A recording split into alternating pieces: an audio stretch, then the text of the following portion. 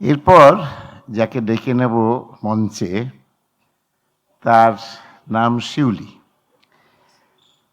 আপনারা, আমি সকালে এটা বলেছি একবার, আরেকবার বলছি যে আমার বাবার মার সঙ্গে আমার কিন্তু মিল খুব কম। তো মার সঙ্গে মিল খুব সামান্য। একটা মিল হচ্ছে যে আমার চুল পাকতে শুরু করেছে, তার চুল জবে থেকে পাকতে শুরু করেছে সেই সময় থেকে, একটু আগে। আর দ্বিতীয় কথা হচ্ছে আমরা দুজনে একই সময় এই রকমভাবে মানে পুরোপুরি সময় দিয়ে মা শ্রী অরবিন্দের সেবার চেষ্টায় আছি।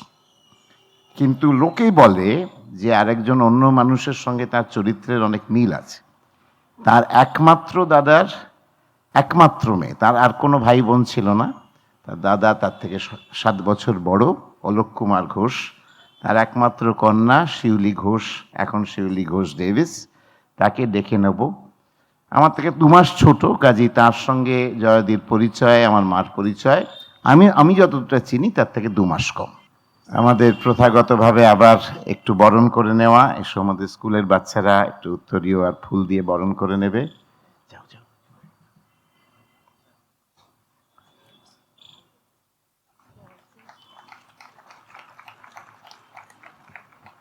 বলেছিলাম আজকের সন্ধ্যেটা একটু অন্যরকম। যাই হোক, শুভ সন্ধ্যা সবাই। এটা হচ্ছে আমার sum total of আমার Bengali for the evening হয়তো. Good evening, distinguished guests, ladies and gentlemen, friends and family, on this, the occasion of Joya Pishi's 90th birthday. As we gather here to commemorate Joya on her 90th, I remember Joya Pishi fondly, and what a special person she was to so many people, not just me. I just wanted to touch on briefly on the history for those who probably don't know, but Babu has shared it eloquently this morning. She was born in Shampuku Street in North Calcutta into a fairly religious household. And she was the only daughter of Baidyanath and Nihal Konas. And she was also 7 years younger than her dada, Oluk, who was my father. To say that she doted on her dada, my father, was an understatement, and he adored her in equal measure. So just imagine the emotional wrench for her, aged just 12, when her dada, Oluk, my father, her only older male sibling, left Kolkata to study engineering at Faraday House in London at the age of 19. In those days, a suitable boy and arranged marriage for a young girl, and all those attributes considered important, like keeping home, cooking, above all, having children early, and looking after any elders in the new marital home, were considered more important and often valued far more than education in middle-class households for the girl child. Undeterred and not ready for an early marriage, Joya Pishi homeschooled herself through to her school finals. Just imagine that for a moment for any parents that are here who are sending their children to school. Imagine that you end up homeschooling, your child homeschools themselves. Not only did she do that, her father, my grandfather, Dadu, worked all hours of the day for a Greek bank. And she found herself at the tender age of just 12 juggling having to care and nurse her mother, grandmother, and my grandmother, Dida, who had just been diagnosed with cancer of the uterus. Whilst also marshalling mysteries, that's something we do have in common, who were refurbishing and renovating their home, plus the homeschooling she was doing, and also coping with all the other internal emotions of needing to strive what she wanted out of life rather than settle for those which were expected of her. She was so driven that she made sure she would go on to graduate from Dove School and go on to become a staff student at Bethune University, where she studied botany, gaining an outstanding degree and passing out as a gold star student in singing. She also had a passion for painting. She was excellent at drawing and painting. How amazing is that for a young girl, age 12, to have that motivation and driving force? What a trailblazer. You could say this was an early example of girl power in the late 1940s, early 50s. It was that drive and gutsy determination to do what she wanted, which powered her on to achieve all her goals and ambitions. There are so many fond memories, childhood memories of my aunt, Joya Pishi, which come flooding back, whether it's family celebrations in Shambhaza, where she lived after her marriage to Rutin, Babua's father, he's Babua to me, and my Pishimoshai basically, or family monsoon weekends eating hilsha maj, khichuri and beguni cooked by Joya Pishi and served up on banana leaves at the family home in Moddamgram. Whether it's playing carom at their second residence in Baruni, where Pishimoshai was working in Bihar, with Babua, or playing with puppies in the little corner straw hut that Joya Pishi had created in the garden, or trips to nearby Nalanda, which is the oldest university in the world, or whether it was the long 3-month summer vacation in 1976 after we lost Dida, when she arranged, even though it was only 2 or 3 months later, when she arranged a trip with Babua and my second cousins Gopa and Rupa to Kulu and Manali and Berinag, Nainital, Almora, where I remember arriving on a Sunday at the PWD, nobody around to help cook. It took her 3 hours, and she did it diligently with Shamal Kaka to make a sort of full kopi torkari and some ruti. But that was Joya. She always made sure we were all right. Or whether it was to Pondicherry, where she organized for all of us to stay at the ashram. Meeting the mother at the Sri Aurobindo ashram in Pondicherry when she was 16 in 1953 had been a pivotal turning point in Joya Pishi's life. And so when an opportunity presented itself at Lokhi House, she took up the challenge of becoming the founding principal of the Future Foundation School in 1981, which she founded, I believe, with just one teacher and a handful of students, whilst also simultaneously becoming the secretary of the Sri Aurobindo Institute of Culture. At that point, she just blossomed.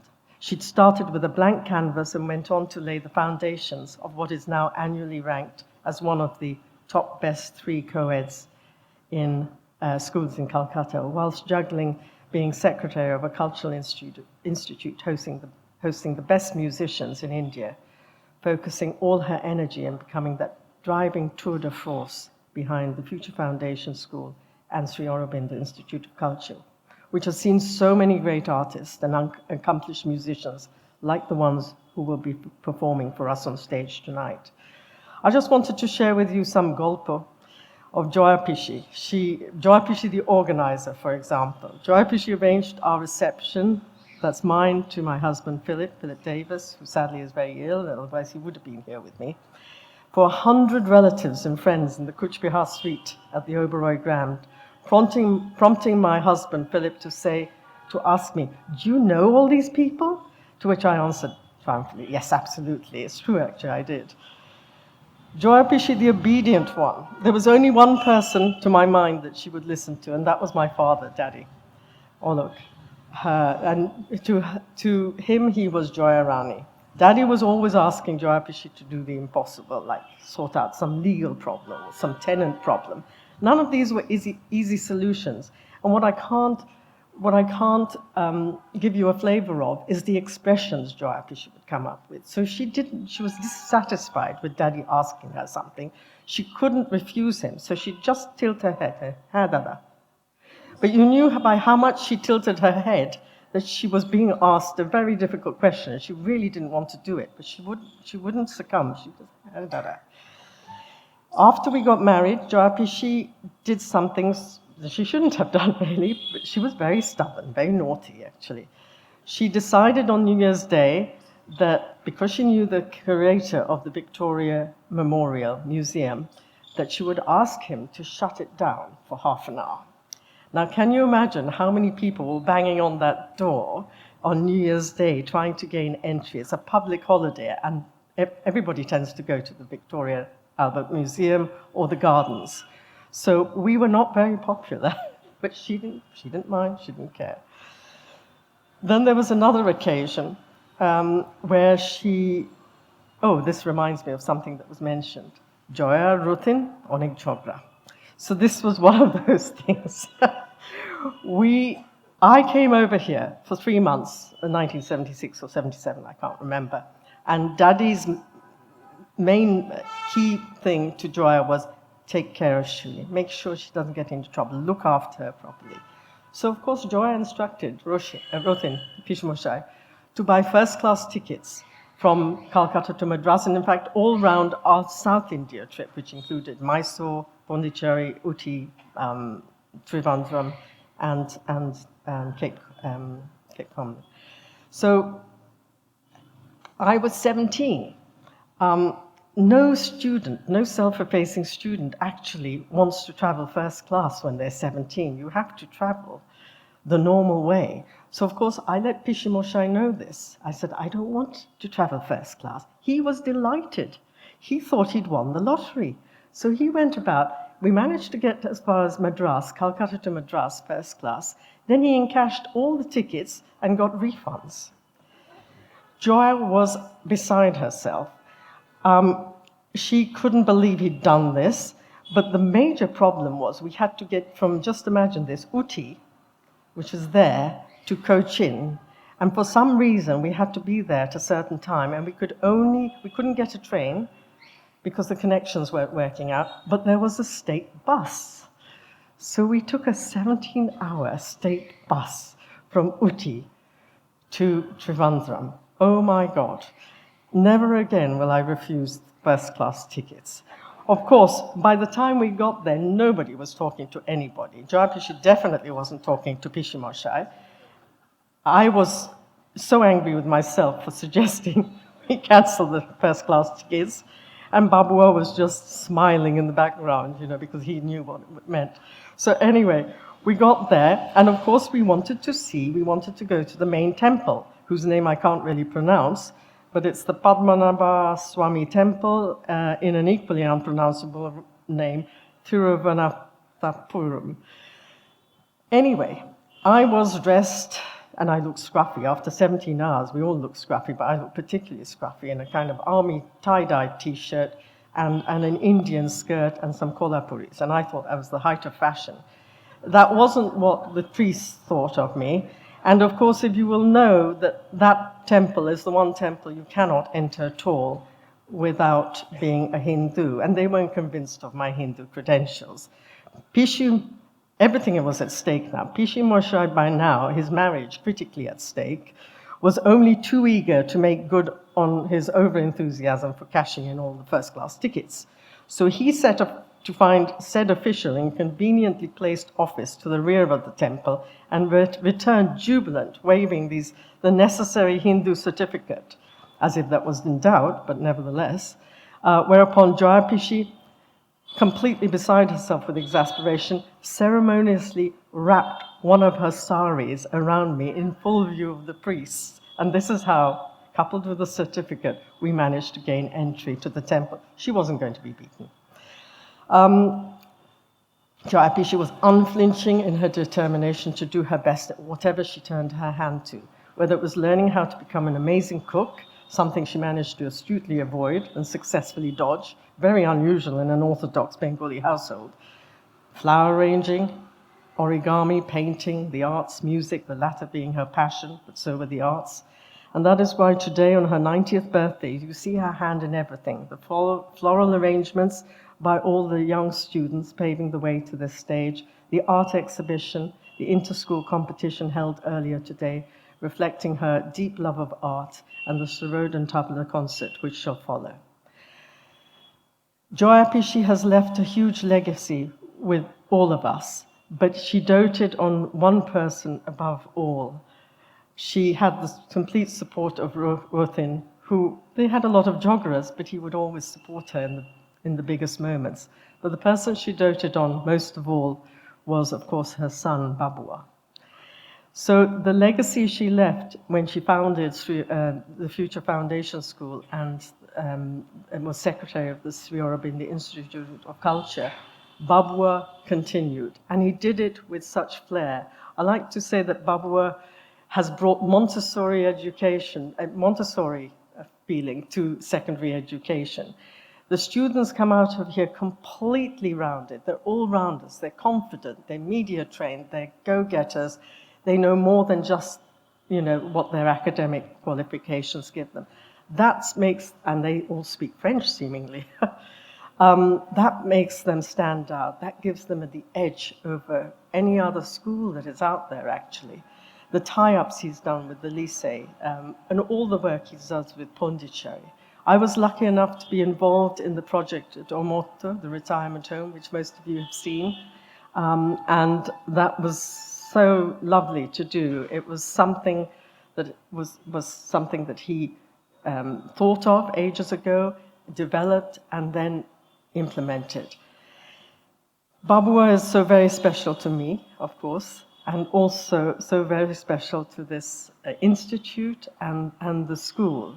And he wouldn't be able to do this without the support of somebody equally special. And we all know that behind every throne in every man there is an equally strong woman. And Sumitra is there to support him in everything he does. And I don't think this place would function quite the way it does if she wasn't there to be there doing all the things in the background, as well as being principal of Oran Nursery, and also, I think, doing so much for the Institute. But what Joya's legacy was not so much just what she gave the school and the Institute and the teachers and the parents and all the passion and love that we feel for her as relatives, but it's what she brought to the community of this institute. So for me, it's, and I try not to break down here, it's when I enter those gates and I'm greeted by the security guards who've been here for 15, 20 years, the driver who picks me up, whether it's Novino Ali, whether it's Olok and Papai, I hope I'm saying this all right, on the gates, who smile and welcome me, whether it's Bunti or Shefali and Kanan, who help in the kitchen upstairs. That makes a community. So what she's left is far more than just a school that's flourishing and an institute that offers such amazing cultural events. She has built a community. And I often wonder what she'd say about me. So the only thing I have to offer is I want to keep coming back here because I love this place so much. And we don't talk about love enough, but people work here because they love it. They don't work here because, obviously, everybody has to get paid, but they don't work here for pay. So that's what she's brought to this whole place, and that's what she's brought to the community, and that's the legacy she's left. So she often used to say she called me Buri. I think lots of people get called Buri. So I just wanted to say that Buri has finally come round to being Buri. And it was always Kikabe Buri. Well, it's the same thing. Luchi piyaj koli torkari and mishti doi. But I'd like to really invite the two people whom I think the world of, who make this place work and support her legacy. And I'd like to invite to the stage the person that Joya Mitter used to rely on so much. She wasn't good at speeches, and I don't like speeches as much as Babua does, but she would ring him, and he'd be in a board meeting working for Philips or Polaroid, and he'd say, I'm in a board meeting. This was like, pick the scene out of Piku. I'm in a board meeting, please, I can't. ঠিক আছে 5 minute পরে এই স্পিচটা লিখে পাঠিয়ে দাও 5 minute. So Babua has been able to multitask and multi-think for many years. শিউলিকে অনেক অনেক ধন্যবাদ। শেষটা একটু লজ্জায় ফেলে দিচ্ছে আমাদের। যাই হোক, আমাদের কারণ আমাদের অনুষ্ঠান, সাংস্কৃতিক অনুষ্ঠান শুরু হতে চলেছে, হাতের সময় বেশি নেই, কিন্তু we have left the best for the last.